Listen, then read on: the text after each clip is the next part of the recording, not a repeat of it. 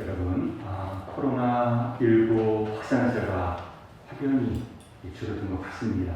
웬소리야? 요즘 400명대가 나오는데 저쪽 광주 지역에서 무섭게 지금 물론 그렇지만 얼마 전까지만 해도 1000명대로 들어왔잖아요. 1000명대로 넘었잖아요. 그때를 생각해 보면 400명?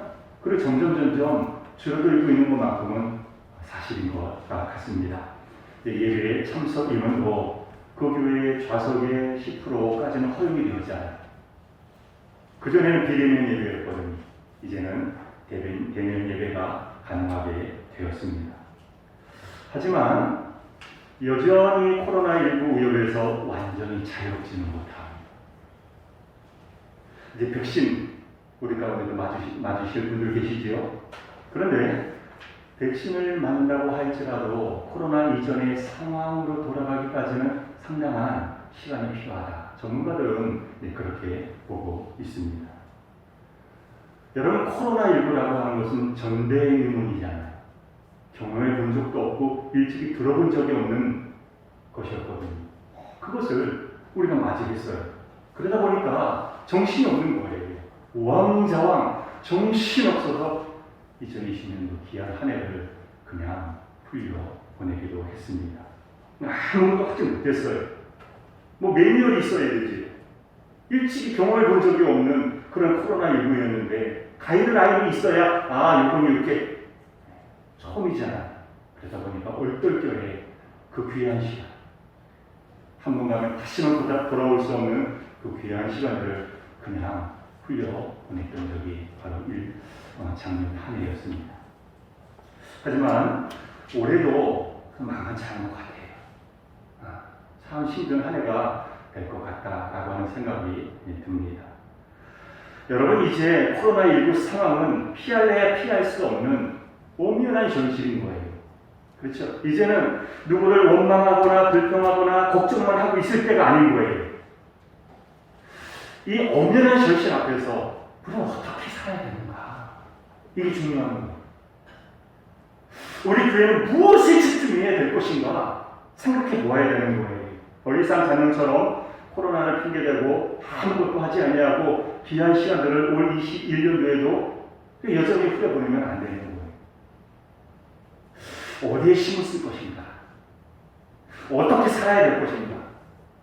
우리가 정말 목숨을 걸고 집중해야 될 것이 무엇인가? 우리는 생각해 보지 않으면 안 됩니다. 자, 그러면 그것이 무엇일까? 한번 생각해 보는 시간을 갖도록 하겠습니다.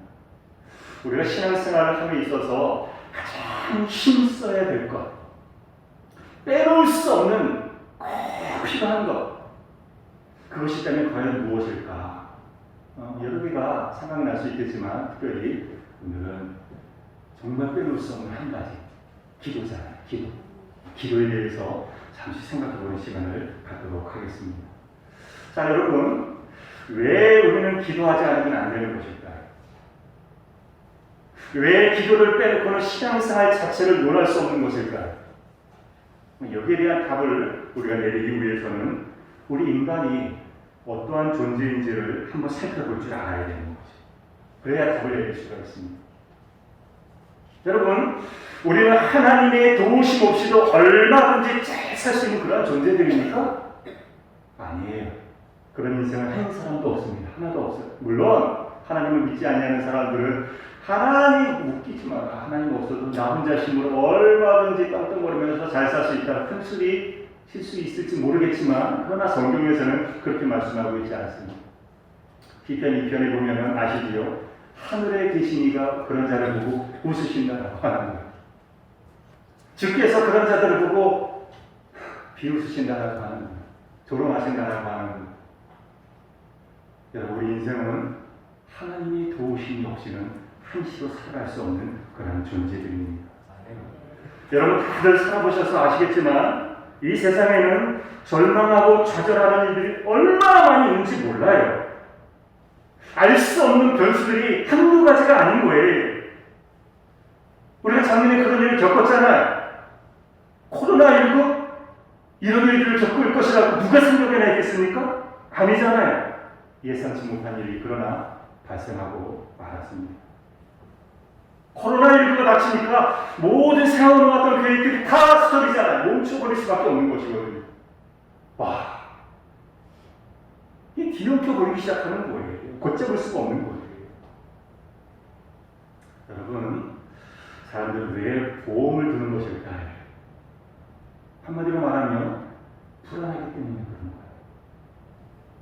이 세상을 살아가는 동안 예측할 수 없는 변수들이 너무나 많이 있기 때문에 그런 거예요. 그러니까 보험에 드는 것이잖아요.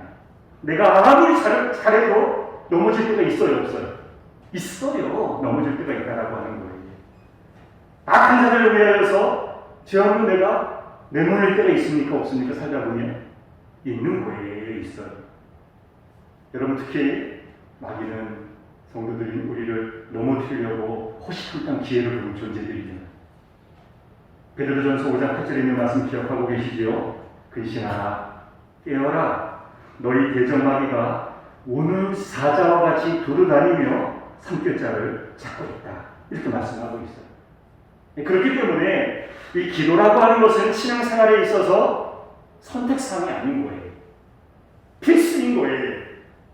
내 힘으로는 아무것도 할 수 없고 오직 하나님께서 은혜를 주실 때에만, 하나님께서 나를 붙잡아 주실 때에만 이 험악한 세상에서 넘어지지 아니하고 살아갈 수 있다라고 하는 그러한 믿음의 행동이 기도이기 때문에 그런 거죠. 그러나 여러분, 현실은 어떻습니까? 기도 열심히 하십니까? 머릿속으로는 알고 있잖아요. 아, 기도 중요하지. 기도해야지. 그런데 기도하십니까? 아니잖아요. 살다 보면 기도하지 않을 때 있거든요. 하고 싶지 않을 때가 솔직히 있어요. 솔직해지시잖아. 여러분, 우리 인생에 대한 답이 성경에 담겨져 있잖아요. 그래서 성경 말씀을 가까이 해야 된다. 하나님의 말씀을 듣고 그 말씀대로 살기만 하면 후회할 일 없다. 머릿속으로는 알고 있거든요. 하지만 그 답을 따르고 싶지 않을 때가 있어요, 없어요? 있잖아요. 있어요.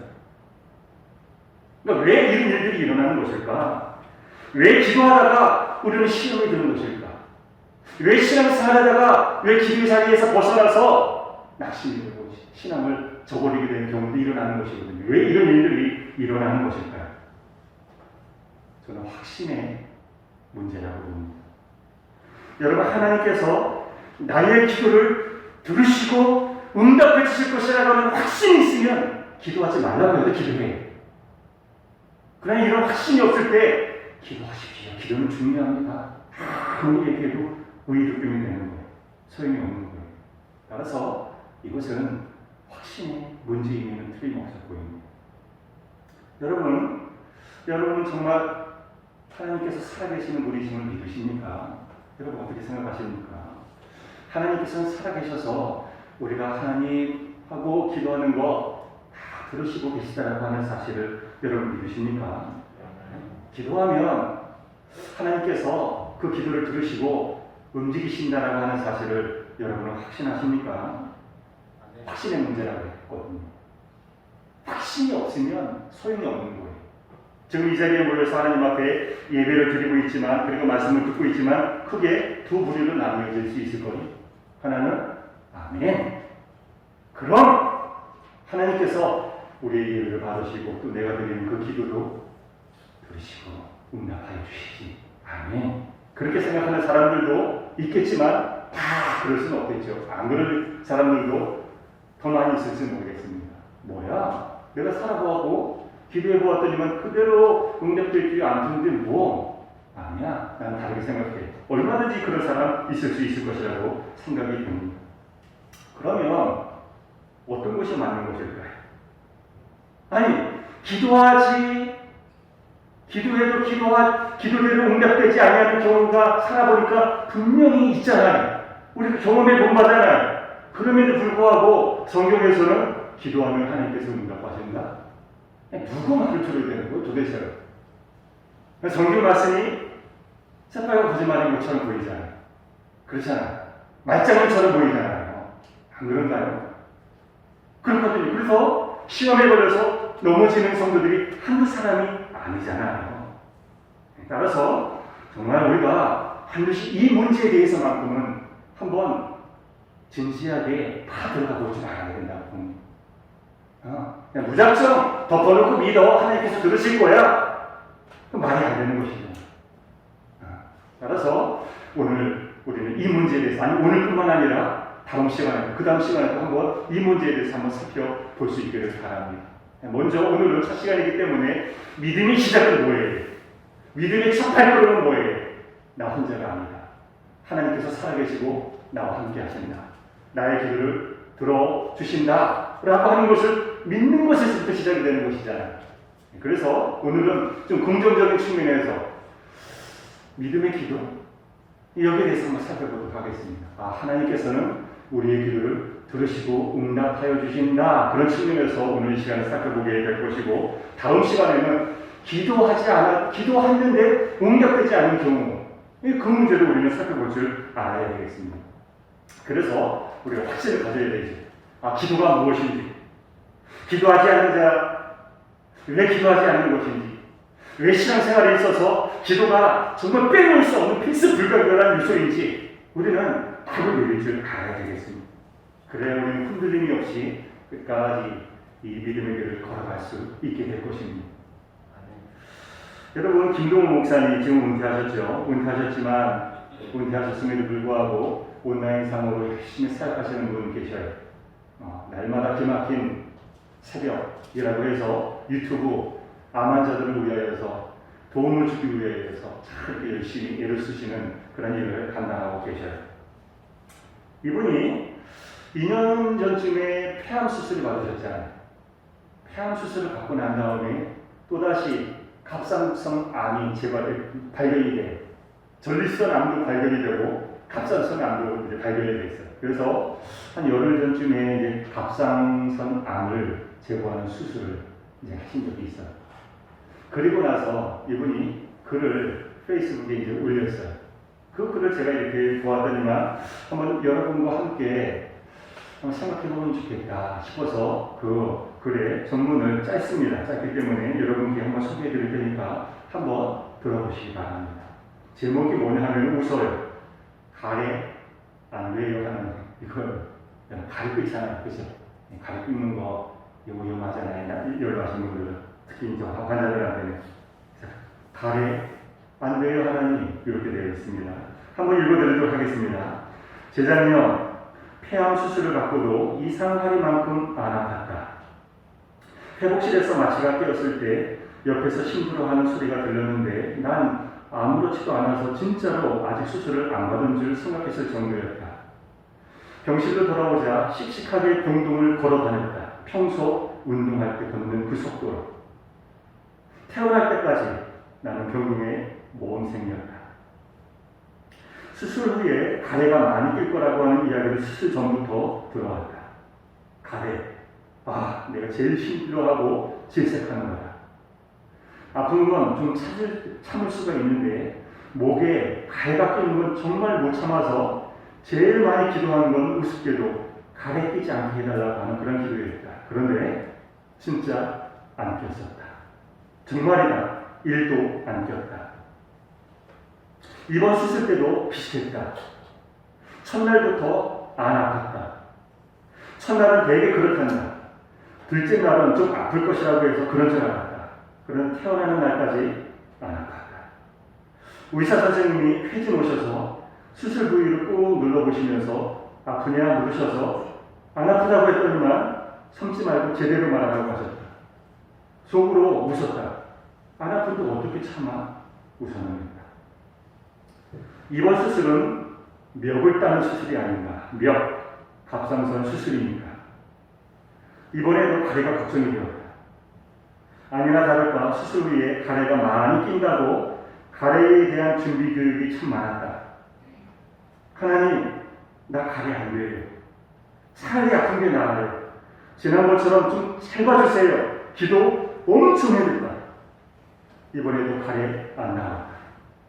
매번 가래 시키는 날이 나왔다. 그래도 나는 안 먹었다. 태어나는데도 그 약을 한 봉다리나 주었다. 필요도 없는 그 약. 가래 안 돼요 하나님이라고 기도에 응답해 주신 하나님을 찬양한다. 할렐루야. 이런 글을 제가 최근에 보았습니다. 무슨 이야기인지 아시죠? 가르치는 것 너무너무 그만큼은 안 돼요. 하나님 차라리 아픈 게 나아요. 하고 하나님 앞에 어찌 보면 소박한 기도라고 할 수 있을까? 어쨌든 그 기도를 들었다라고 하는 거예요. 하나님. 간절히 기도했습니다. 그랬더니만 하나님께서 자신의 그 기도를 들으시고 정말 하나도 안 아팠더라고 하는 그런 경험담을 페이스북에 올린 것이었어요. 여러분 지금은 은퇴하셔서 경남 거창에 내려가셔서 소박한 생활을 하고 계시는 이재철 목사님 아시지요? 이재철 목사님이 저 종합운동 쪽에 주님의 교회에 개척하셔서 10년 동안 사역을 하시다가 사임하시고 제네바 한인교회 사역을 감당하시다가 다시 100주년 기념관 맡으셨다가 이제 은퇴하셔서 지금 경남 거창으로 이제 내려가신 분 많이 알고 계실 거예요. 그분이 쓰신 책들이 이제 여러 개가 있잖아요. 그분이 쓰신 책 가운데 이런 이야기가 나옵니다. 제가 여러분께 한번 소개해 드리도록 하겠습니다. 이분이요, 이제 주님의 교회에 사임하고 난 다음에 제네바 한인교회 갔을 때, 이제 막 갔을 때 일어난 일인 거예요. 이제 숙소를 이제 숙소에 들어가서 얼마 되지 않았을 때 일어난 일을 이야기하고 있는데, 이게 설거지를 하게 되잖아요. 밥을 먹게 되고, 그렇죠? 설거지를 하는데 고무장갑을 끼고 이제 설거지를 하는데 가위를 이렇게 씻다가 잘못 다루어서 그 고무장갑 손가락 있는 어느 한쪽이 찢어졌다라고 하는 거예요. 살짝 찢어졌대요. 그래서 이제 물을 다 빼고 말리고 난 다음에 노란 테이프로 그 찢어진 부위를 이렇게 딱 붙여놔야 이제는 됐겠지 하고 손가락을 집어넣고 또 이제 설거지를 하는데 웬걸 아닌 거예요. 그 테이프를 붙여놨지만 거기에 물이 스며드는 거예요. 그래서 이게 설거지하는데 참 애를 먹었다라고 하는 것이지. 그래서 이 목사님이, 그리고 그때는 제네바에 당도한 지 얼마 되지 않았기 때문에 어디에 뭐가 있는지 모르는 그런 상황이어서 그 일이 일어나게 된 거죠. 그래서 이 목사님이 하나님 앞에 기도했다라고 하는 것이, 하나님 고무장갑 이거 참 찢어져갖고 이거 참 너무 힘들어. 그냥 푸념 섞인 말로 이제 기도를 했겠죠. 그런데 기도하고 난 다음에 띵동 별소리가 들려서 나가보았더니만 등기 소포가 온 거예요. 미국에서부터. 제네바. 그래서 왜 소포지? 하고 안을 뜯어보니까 무엇이 나왔을까요? 고무장갑 한 세트가 나왔다라고 하는 것이죠. 깜짝 놀라지 않았겠습니까? 그래서 그분한테 전화를 했다라고 하는 거예요. 미국에 살고 있는 지인한테. 아니 왜 저에게 고무장갑을 선물로 보내셨습니까? 그랬더니만 그분이 하는 말, 부엌에서 음식을 하다가 설거지를 하고 있는데 자꾸 이재철 목사에게 고무장갑을 보내줘야 되겠다라고 하는 그런 생각이 나더래요. 자꾸만. 그래서 그 즉시로 슈퍼에 가서 고무장갑을 사고 그리고 그것을 등기소포로 보냈다고 하는 거예요. 얼마나 놀라운 일이겠습니까? 그래서 그 책에서 이재철 목사님 그렇게 얘기해요. 아니 고무장갑이 필요해서 하나님 앞에 기도했더니만 와, 하나님께서 그 기도에 그대로 응답해 주셨다라고 하는 거예요. 그래서 그 글을 이렇게 쓰고 있다라고 하는 거예요. 참 놀라운 일인 거죠. 여러분 아시는 분은 아시겠지만 우리 교회 김태중 장로님, 한정순 권사님 그 사이에서 선미 집사님이잖아요. 그 딸. 근데 그 딸이 한 달 전쯤에 둘째 등료를 했잖아요. 둘째 아이를 낳거든요. 그런데 한정순 권사님하고 김태중 장로님이 저에게 기도 부탁을 해왔어요. 사실 태어나기 전에 어떤 문제가 있었느냐면 아시는 분은 아실 거예요. 뇌실 확장이라고 하는 것이 있다. 그러니까 뇌실 확장이 어느 정도 범위 안에 있어야 되는데 그걸 초과하게 될 경우에는 기형아가 태어날 가능성이 굉장히 높다라고 하는 거죠. 그런데 그 김선미 집사님 그 태아 뱃속에 있는 그 태아의 뇌실 확장 지수가 그 초과 범위를 벗어나는 거죠. 그래서 그대로 그냥 출산을 하게 되면 거의 그냥 기형아가 이제 나올 수밖에 없는 거예요. 그래서 목사님 기도해 주십시오. 아마 다른 분들한테도 기도 부탁을 하신 분들 계실 거예요. 그래서 우리가 새벽에 한 달 전쯤에 얘기였으니까 기도하기 시작했잖아요. 그런데 어떤 일이 벌어졌느냐 하면 정말 수치가 줄어든 내시각장 수치가 줄어들지 않았는데 간절히 기도하고 나서 33주부터 쭉 내려가게. 그래서 건강한 가운데 딸아이를 공주님을 출산하게 되었어요. 한정수 목사님께서 그렇게 말씀하시죠. 제 귀를 똑똑히 들었습니다. 목사님, 이건 하나님께서 하셨습니다. 감사합니다. 하나님께서 들으시고 그 아이를 건강하게 출산하게 하셨는 줄로 믿습니다. 여러분, 또 하나 여러분께 전해드릴 기쁜 소식이 있습니다. 주보를 보신 분들은 아시겠지만 그동안 영도 우리 교회 예배당 문제를 놓고 우리가 기도해 왔잖아요. 될 듯 하다가 잘 안 됐어요. 드디어 지난주 수요일날 계약을 맺기에 이르렀습니다.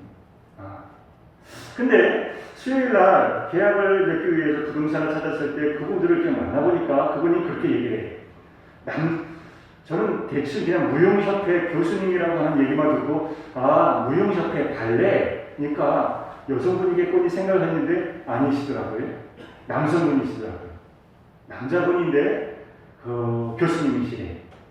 근데 그분이 그렇게 얘기를 해요. 사실 영도 우리 교회만 보는 것이 아닙니다. 주변에 있는데 다 한번 나온 거 다 보았습니다. 그런데 영도 우리 교회보다 더 전망이 좋고 더 이렇게 마음에 드는 곳이 있었다라고 하는 거예요.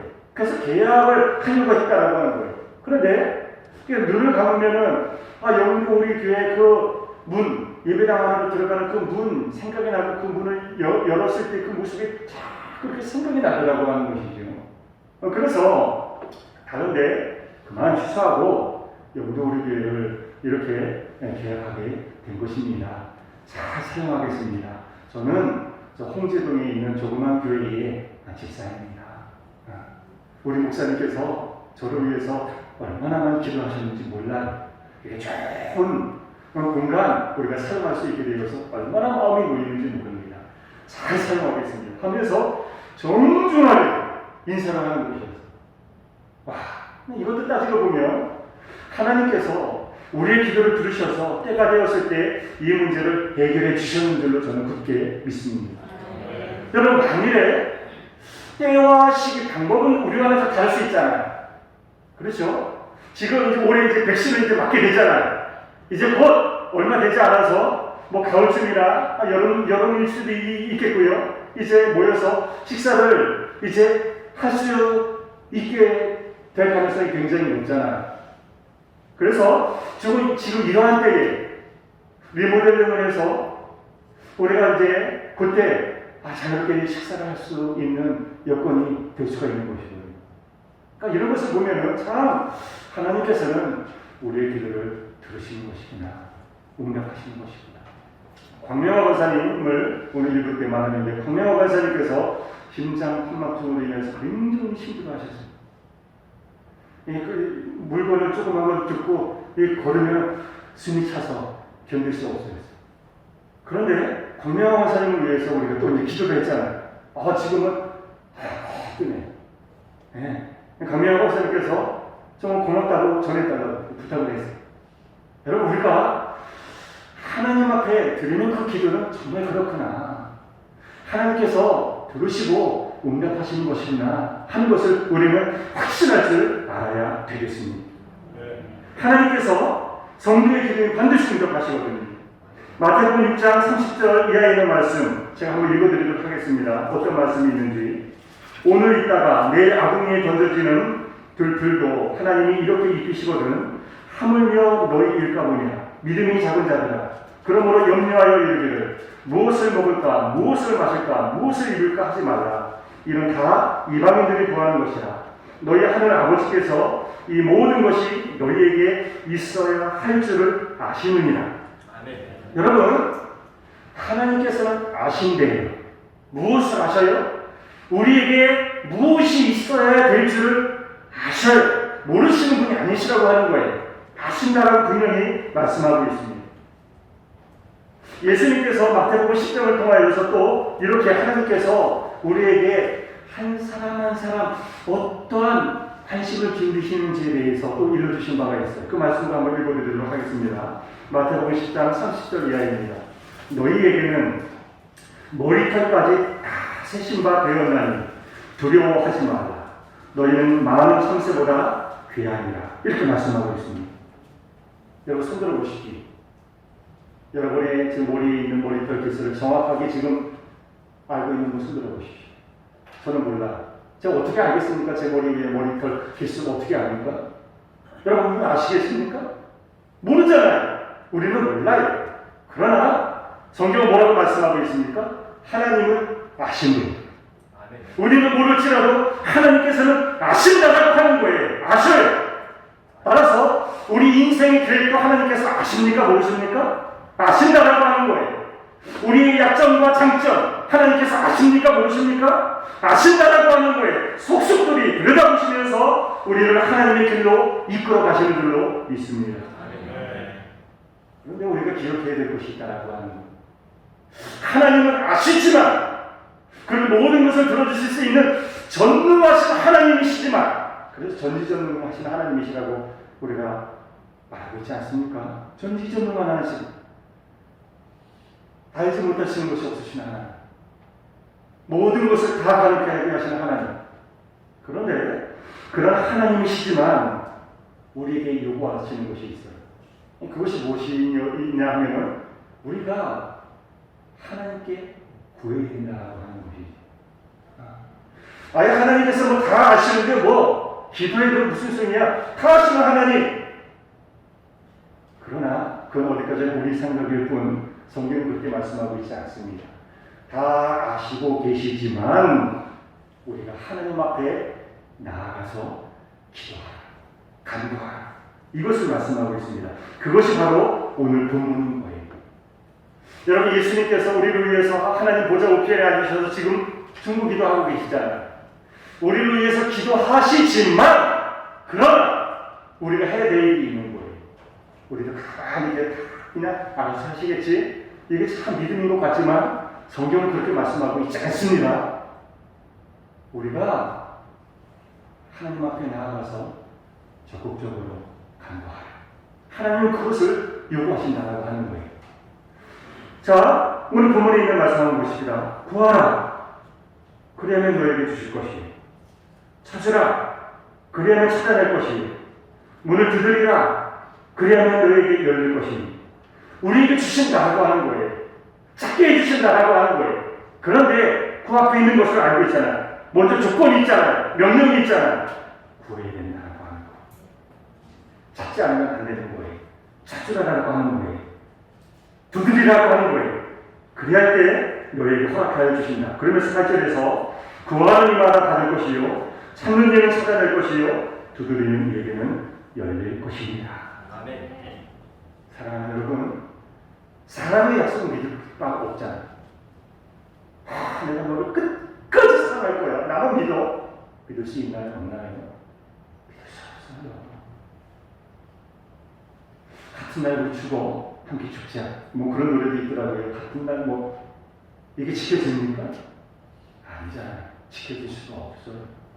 사람의 인생은 그냥 차차 티끌이 되어서 그냥 나름 미풍이 되어서 날아버릴 수밖에 없는 거예요. 어떤 시인처럼. 그죠?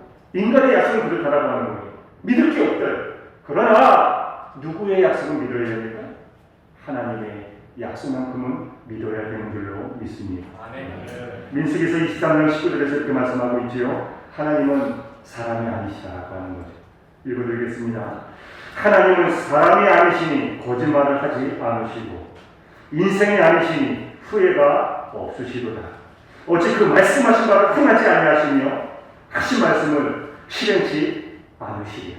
여러분, 이 말씀을 믿으십니까? 하나님께서는 약속하신 것을 반드시 이루시는 줄로 믿으십니까? 그렇다고 한다면 여러분, 우리 모두가 한마음 믿음으로 오늘 본문에 있는 말씀을 함께 고백하십시다. 마태복음 7장 7절 8절 우리 읽고 마칩니다. 함께요. 시작. 구하라. 그리하면 너에게 주실 것이니 찾으라. 그리하면 찾아낼 것이니 문을 두드리라. 그리하면 너에게 열릴 것이니 구하는 이마다 받을 것이니 찾는 이는 찾아낼 것이니 두드리는 이에게는 열릴 것입니다. 아멘.